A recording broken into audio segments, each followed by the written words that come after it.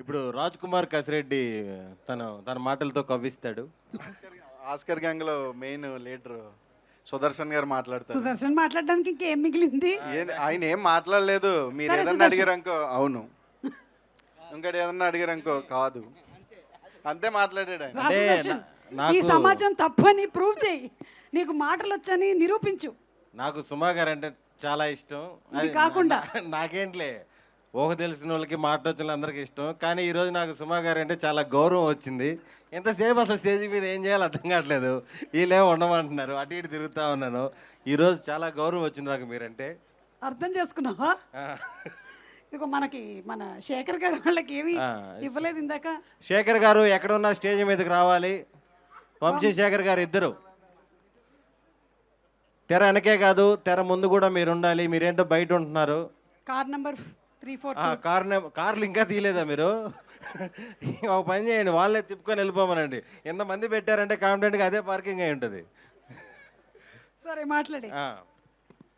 ఇక్కడికి వచ్చిన cinema lovers అందరికీ, ఫ్యామిలీ మెంబర్స్ అందరికీ thank you for coming. Godavari గట్టు పైన ఫైనల్గా 8th రిలీజ్ అవుతుంది. రేపు ఈవినింగ్ ప్రీమియర్స్ పడుతున్నాయి. ఇప్పుడు దాకా సినిమా గురించి మేము రకరకాల ప్రమోషన్స్ అవి ఇవి చేసాము. మెయిన్ సినిమా ఎలా ఉందో చెప్పడానికంటే కూడా 8th రిలీజ్ అవుతుందని మీకు తెలియజేయడానికి చాలా చాలా ప్రయోగాలు చేసాం. సుమంత్ ప్రభాస్ తెలుసుగా మనోడి ఇంక ఐడియాలు రకరకాలుగా చేశాడు.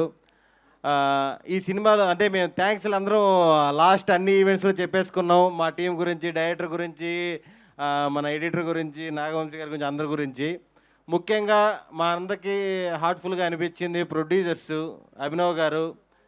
ఈ సినిమా ఓకే చేసినప్పటి నుంచి కూడా మామూలుగా ఈ డైరెక్టరు, ఈ హీరో అన్నాక ఒక బడ్జెట్ ఫిక్స్ అవుతారు. ఖచ్చితంగా బడ్జెట్ లెక్కలు వేస్తారు, వేయాలి కూడా. కానీ నాకు తెలిసి అభినవ్ గారు అప్పటి నుంచి ఇప్పటి వరకు అసలుకి బడ్జెట్ సంగతే ఆలోచించలేదు. సినిమాకి ఎంత కావాలంటే అంత ఖర్చు పెట్టారు.